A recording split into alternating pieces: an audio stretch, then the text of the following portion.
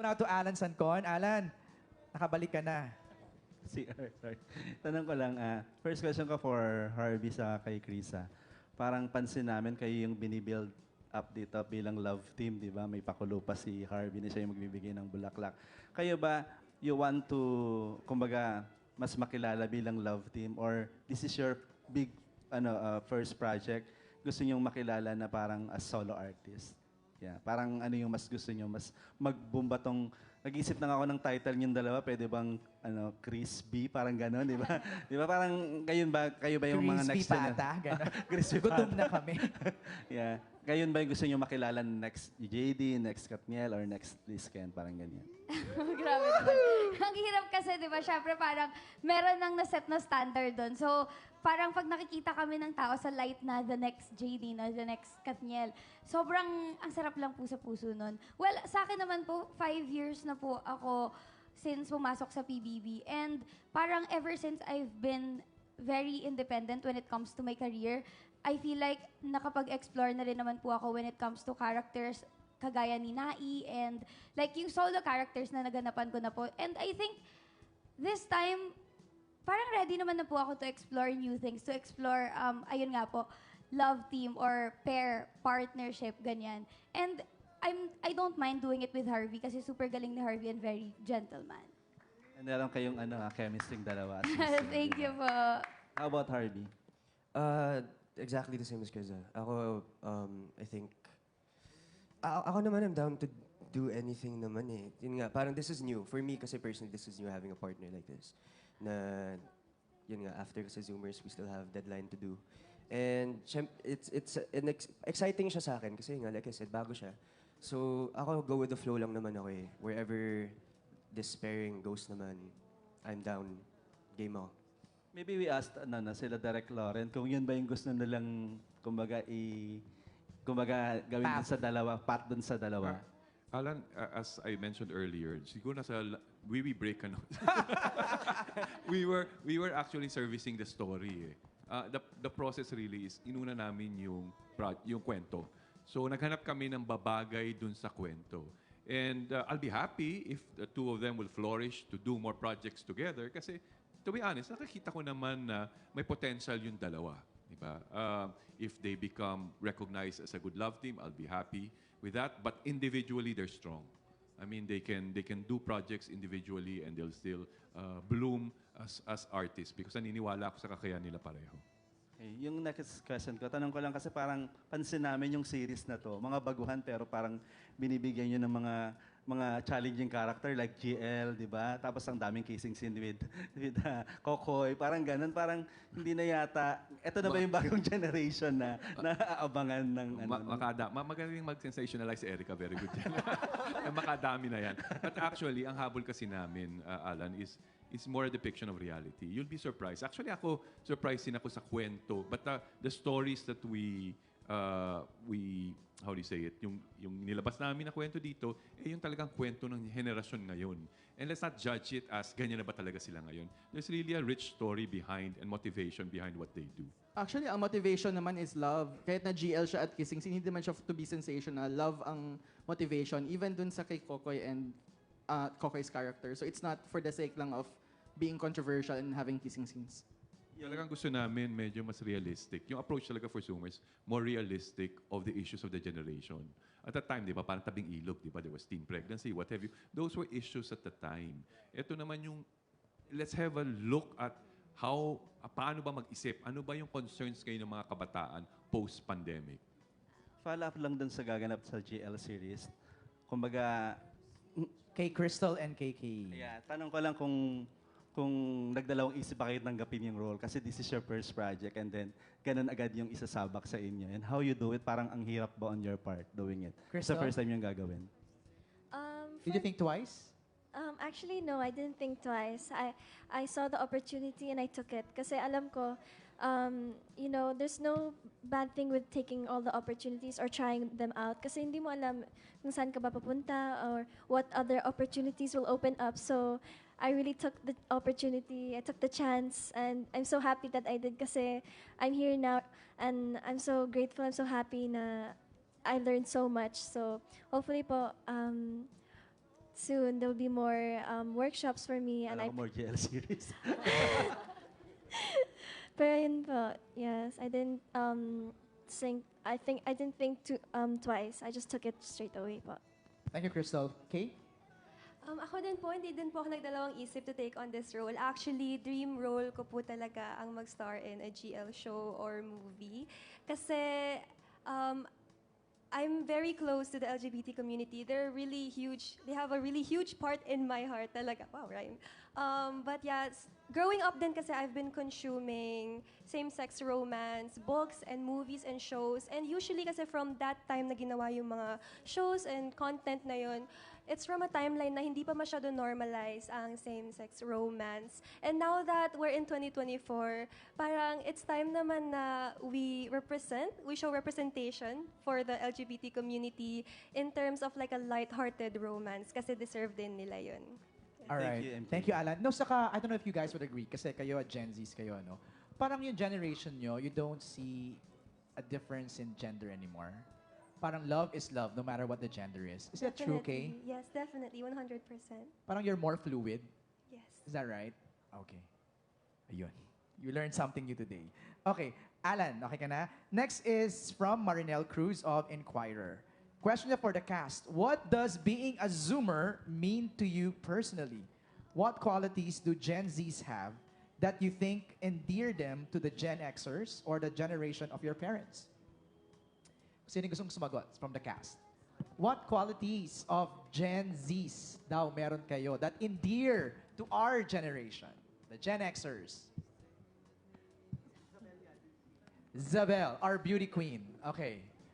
Zabel, ano bang qualities meron kayong Gen Zs that gusto namin, mga Gen Xers or the generation of your parents? Siguro yung pagiging honest namin. Kasi yung generation ng parents namin is very prim and proper, very, hindi sila open sa changes, hindi sila open sa lahat ng nararamdaman nila.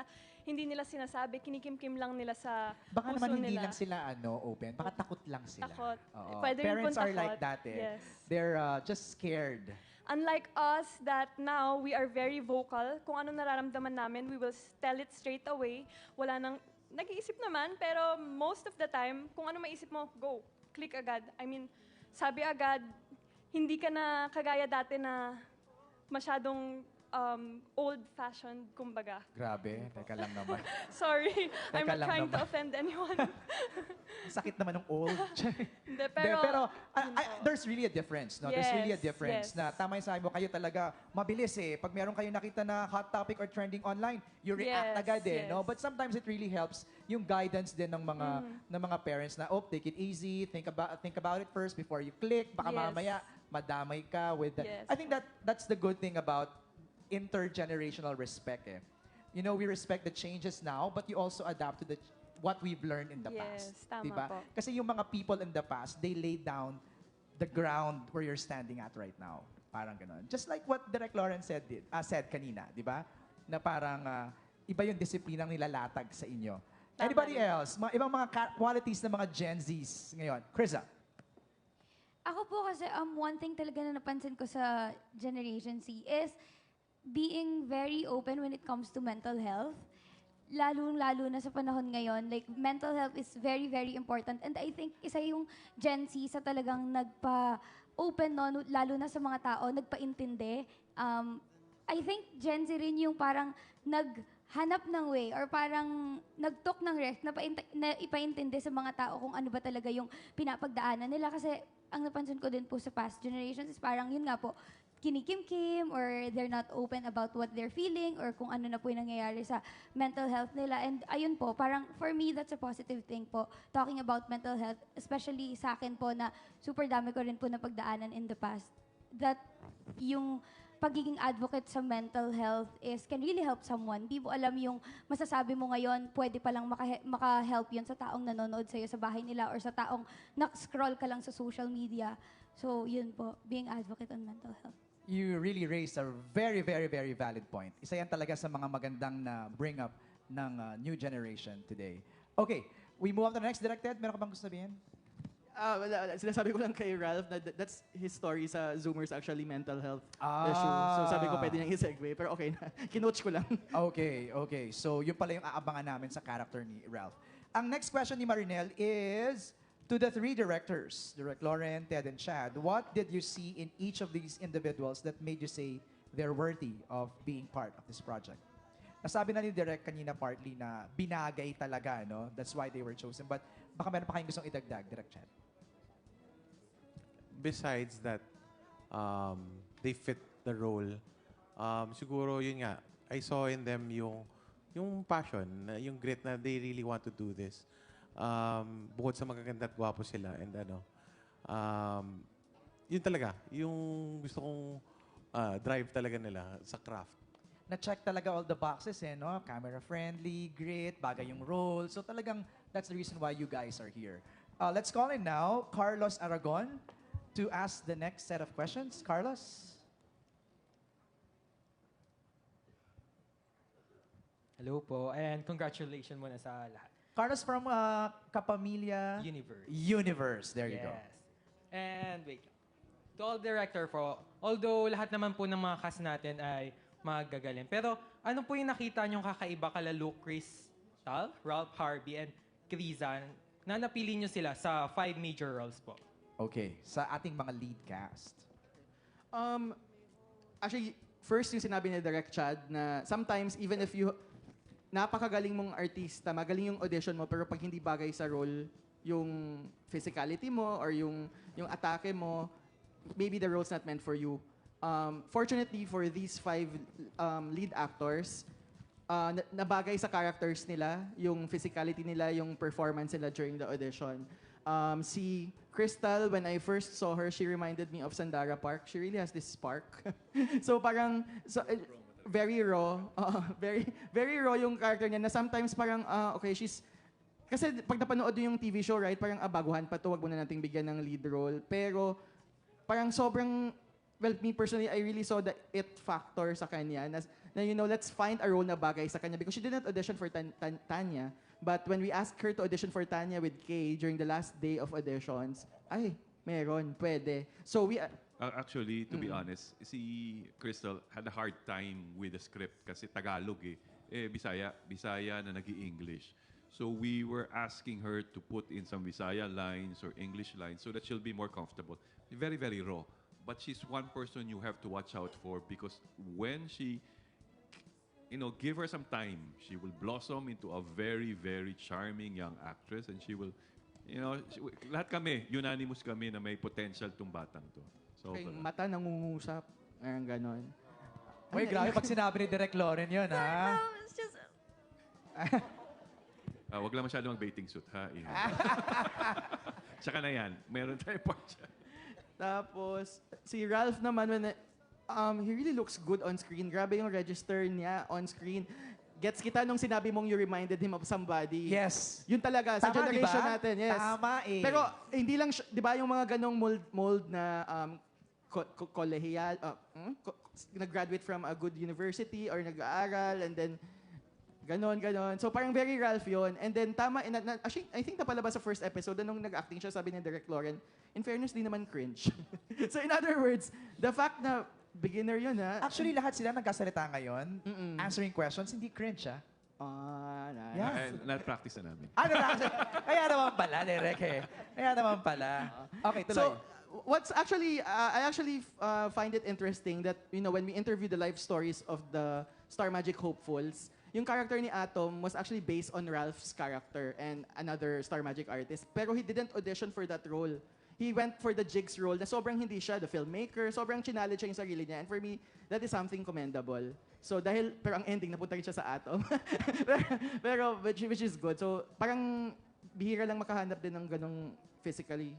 So binigyan namin, and at the same time hardworking yung athletic effort. Dami ko sinabi. Direct Chad, ikaw na kay Harvey at Kriza. Dagdag ko lang. Yung kay Chad, if you want to say something. But yung kay Harvey at kay Kriza, I think validation yung sinasabi ni Harvey kanina na nung pumasok si Kriza, naintindihan niya yung role ni Hope. So, kumabit yung essence ng character doon sa artista. So, I think that was very clear. Kahit yung artista, napansin niya na, ay, Diba siya? Ang dami niyang naka-eksena for that role. Pero nung si Krisa nag-excel, may nabigay sa kanya na naintindihan niya, nag-click. Nag-bounce daw sa kanya direct Nag-click agad. Ito pala talaga si Hope. Naintindihan niya rin lalo yung role niya. So, ganun yun eh. Diba? Parang hindi siya basta siya yung Hope. Hindi eh. Meron siyang hatid na tama siya for the role. Direct chat? First, gusto ko comment naman si Atom, si Ralph, na parang, siguro nakatulong rin talaga yung discipline mo as a person. Parang, always on point yan sa set. Laging ready sa script and everything. I see potential in him. Kaya lagi ko pinupush yan. Sabi ko, experience lang. Huwag kang mapanghihinaan. Do workshops. Try mo lang ng try kasi parang you can be a leading man.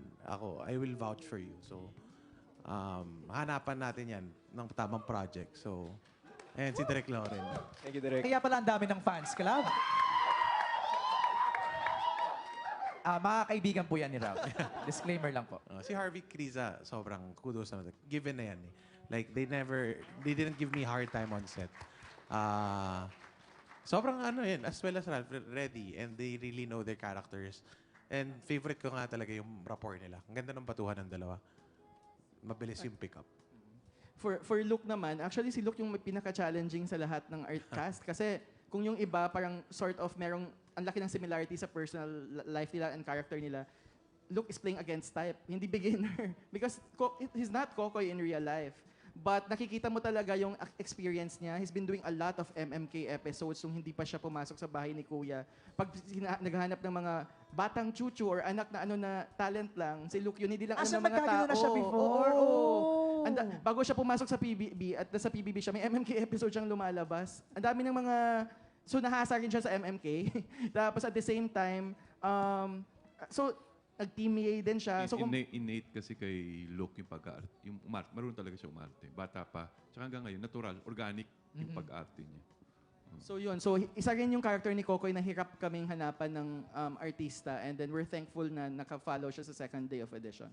And to pair Kokoy with Erica was also a challenge for us. Because Erica we wanted from the start. Okay. Kaya lang si Erica, meron siyang iba yung confidence ng batang yan eh. Talagang, kung we talk about talagang passion and wanting to succeed, yan si Very Erica. Erica. But Erica she's playing older sister of Harvey. And she's only 19. And she's only 19, but she's playing a role, an older, Ang bilin lang namin sa kanya, Erica matapang masyado itsura mo, so you have to temper it. So, yun naman. Each one of them, they have their uniqueness from Hadia nga, unfortunately, may pinagdaanan, so hindi namin ma-push din. We were also very careful.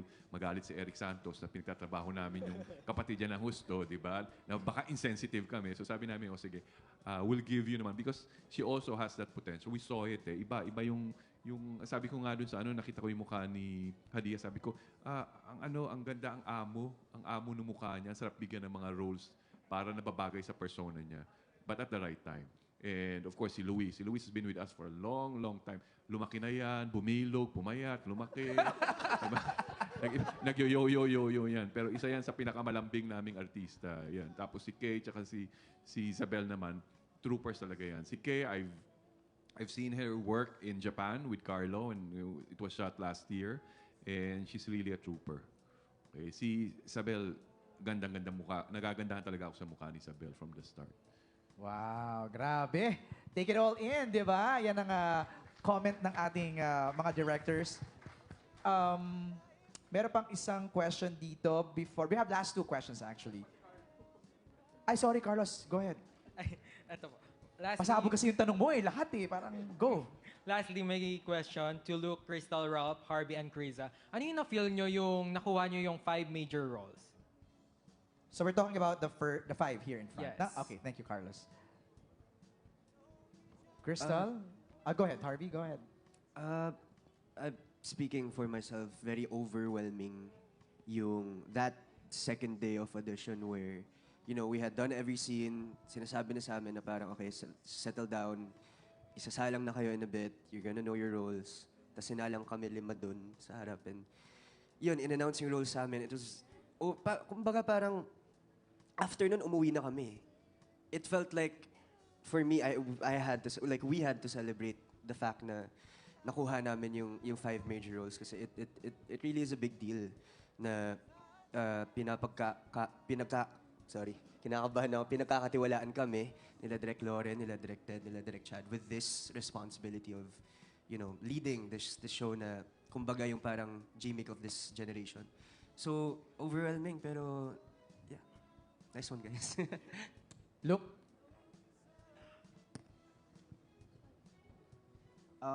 ako po, naramdaman ko po nung na-announce na kaming 5 po yung magkakasama. Ako nung tinawag na Lucas Kokoy, sobra po ako nagulat na hindi ko po talaga yun expect. And syempre, sobra po akong grateful talaga. Sobra, tumatalon, nung pag-uwi ko po sa bahay, tumatalon talaga po ako sa tuwa. Kasama ko yung mami ko. Sabi ko, mami, ganyan-ganyan kami sa bahay talaga. Tapos, sobrang blessed po. And syempre, nabigyan ulit po ako ng opportunity para po makapag-inspire ng mga Gen Z. Nakagaya po namin. And yun po, sobrang saya lang po. from Team Yey to Zoomers, di ba? Crystal, naiyak na si Crystal kanina. Pero I'm okay na po. Ay, okay na. Sige. Okay na pala si Crystal. Okay, next. Hindi, joke lang. Anong pakiramdam? Kasama siya Carlos, no? Sa 5, no? Anong pakiramdam?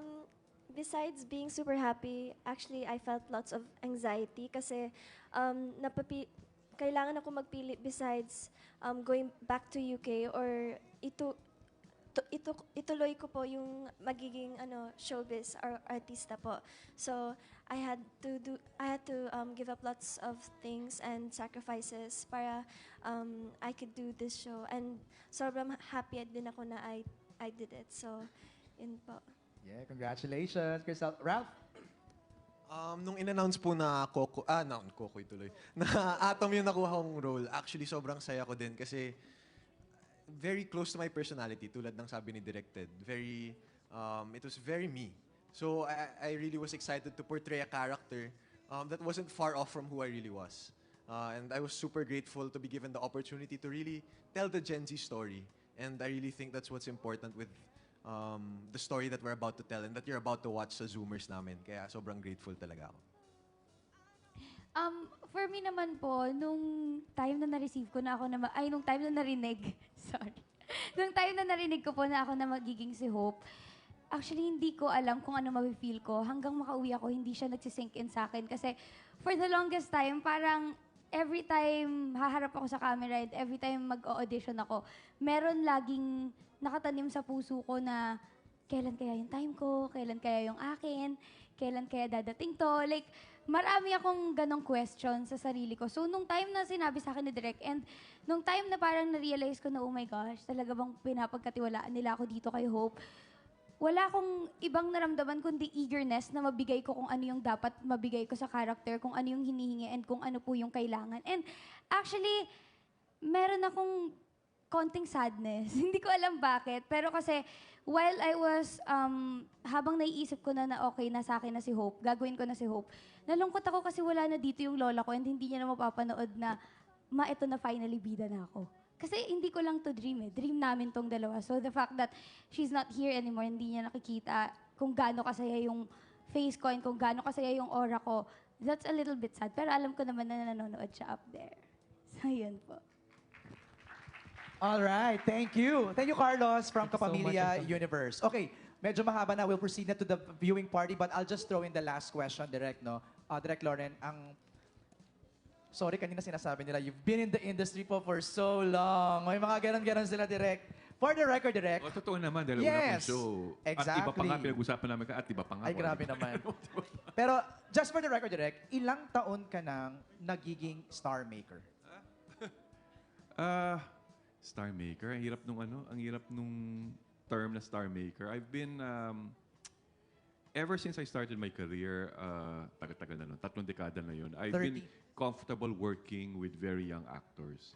I was the director of GMA, at iba pa nga at that time. So, I was part of SAQ, and then PBB was really sa mga teens and what have you. I'm really comfortable working with new ones. Okay. So, that's 30 years, Direk. My question is... 30 years in the industry. I know. Pero ang tanong ko kasi, Direk, is, bakit hindi ka napapagod bringing new stars in front of the camera? I find so much joy seeing yung...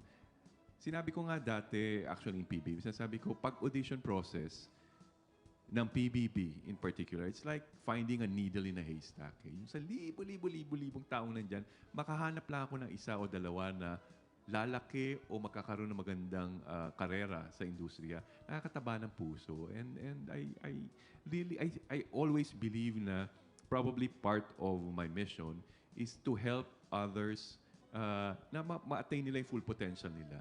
Because I feel that's the service that I can give to the young hopefuls na makatulong. Kailangan lang naman may isang taong maniwala sa isang may potential. That's all you need. One person to believe in you.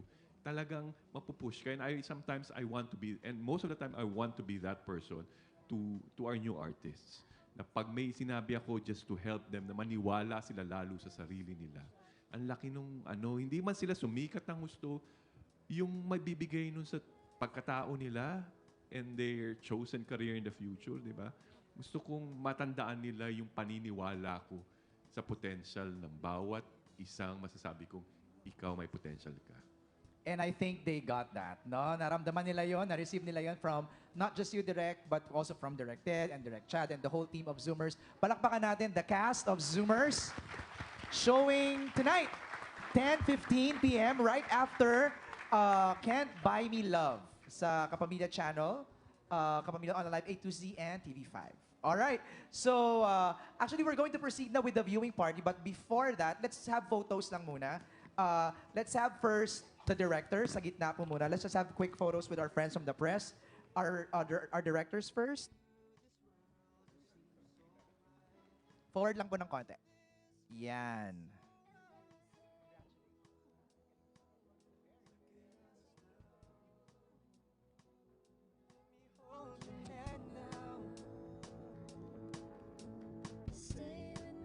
Okay, thank you to our directors. Let's have the five leads. Crystal, Ralph, Luke, Krisa, and Harvey.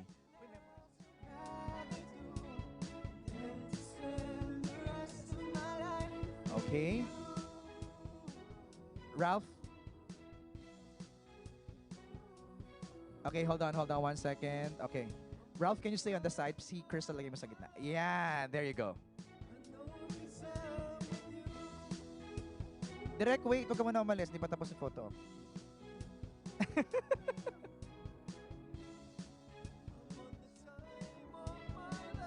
Joining them, Hadia, Erica, Luis, Kay, and Zabel.